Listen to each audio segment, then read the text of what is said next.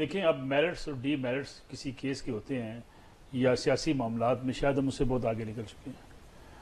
आज अगर आप बात करें मखसूस नशिस्तों की, पीटीआई का अपना मौक़िफ़ होगा, पीएमएल का अपना मौक़िफ़ होगा, और इवन जो आपके लायर्स हैं, मुल्क के मारूफ कानूनदान, एक ही किसी फैसले के ऊपर वो इतनी डिवाइड होंगे कि हर बंदा समझेगा कि उसकी राय दुरुस्त है, दूसरे की राय गलत हो सकती है। बुनियादी मसला है इस वक्त आपकी इदारों के माबैन, सियासी जमातों के माबैन एक ट्रस्ट का फुकदान भी है और एक लड़ाई की कैफियत है।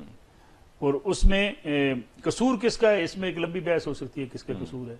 लेकिन जब ट्रस्ट डेफिसिट हो, लड़ाई भी हो, तो फिर आप मेरिट्स डी मेरिट्स भी जो है वो लोगों को शायद नजर नहीं आते। बिल्कुल, इसमें कोई दूसरी राय नहीं है कि आपकी सुप्रीम कोर्ट ऑफ पाकिस्तान ने माजी करीब में जो किरदार अदा किया वो एक सियासी जमात का तो हो सकता है, सुप्रीम कोर्ट का नहीं हो सकता। अब एक सियासी जो है एक चीफ जस्टिस ऑफ पाकिस्तान किसी एक हल्के में चले जाएं और जाके अपने एक उम्मीदवार को साथ लेके हल्के में घूमना शुरू कर दें, आप मुझे बताइए इंसाफ के तकाजे कैसे पूरे हो सकते हैं।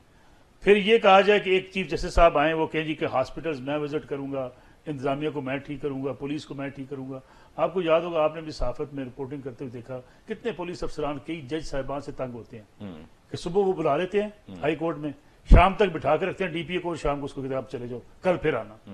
यानी ये जो इंतजामिया के मामलात में मुदाखलत है, ये जुडिशरी की जो बढ़ती चली गई, एतराजात आते चले गए सियासी मामलात में।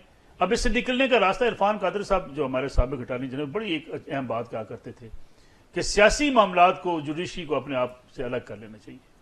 इसलिए अगर ये सोच कहीं पाई जाती है, बेशक उनका अपना वेस्टर्न इंटरेस्ट कहीं मौजूद है, तो कि ये आज आपकी आईनी अदालत अलग बन जाए, ये सारी पिटीशन क्या इलेक्शन कमीशन क्या एक दूसरे के खिलाफ एतराज़ात सियासी जमातों के, पार्लियामेंट क्या कर रही है, ये वहां डिस्कस हो और सुप्रीम कोर्ट ऑफ पाकिस्तान मुल्क के मसाइल को। इस पे मैंने फैसल सदीकी साहब जो वकील हैं उनको मैंने कहते हुए सुना कि जी ये फैक्ट्स अगर किसी ने कि ये कह दिया है कि जी इसकी वजह से एक आम आदमी के केसेस सुप्रीम कोर्ट में फंसे हुए हैं, तो उनके पास स्टैटिस्टिक्स मुकम्मल नहीं है, इनकम्प्लीट है, कि सिर्फ एक कुछ परसेंटेज है इन कॉन्स्टिट्यूशन केसेस। मेरा ख्याल है दो चीजें इसमें, एक तो केसेस फंसने वाली बात है, दूसरा सोसाइटी के अंदर एक पैनिक पैदा होता है। आप मुझे बताइए, अभी किसी समाज के दौरान जो टिकट चल रहे होते हैं उसे क्या लगता है आज शायद हुकूमत खत्म हो जाएगी, कभी लगता है आज नई हुकूमत आ जाएगी।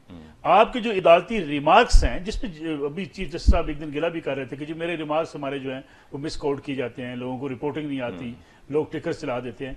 लेकिन इस किस्म के रिमार्क्स दिए जाते हैं कि क्यों ना जनाब इस हुकूमत को जो है घर चलता किया जाए, हुकूमत जवाबदेह है। जब इस किस्म की चीजें होंगी, ना वहां मैशत आगे बढ़ सकती है, ना लॉ एंड ऑर्डर बेहतर हो सकता है, ना पॉलिटिकल पैनिक खत्म हो सकता है। अदालतों को अपने फैसलों के जरिए इंसाफ देना है। सियासी मामलात पर अगर वो अपने कमेंट्स करेंगे, अब देखें ना, दो जज, अभी जो 8 जजेस की आप बात कर रहे हैं, इख्तलाफी नोट लिखने वालों के बारे में उन्होंने क्या लिखा कि लगता नहीं ये सुप्रीम कोर्ट के जज होने चाहिए। यानी आप उनके सुप्रीम कोर्ट के जज होने पे इतराज कर रहे हैं इसलिए कि आपको इख्तलाफी नोट पसंद नहीं। वो इस वजह से कि इलेक्शन कमीशन को आप डायरेक्टिव्स दे रहे हैं कि भाई आप इस पर अमल ना करें। मैं वही गुजारिश कर रहा हूं आपसे।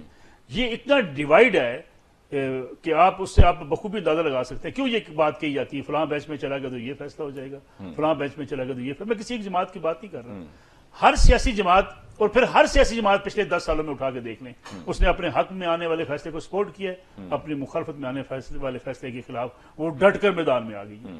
ये रवैया जब होगा तो आपको कहीं ना कहीं एक जगह पे जाके इसको रोकना पड़ेगा, वरना आप इसी पैनिक में फंसे।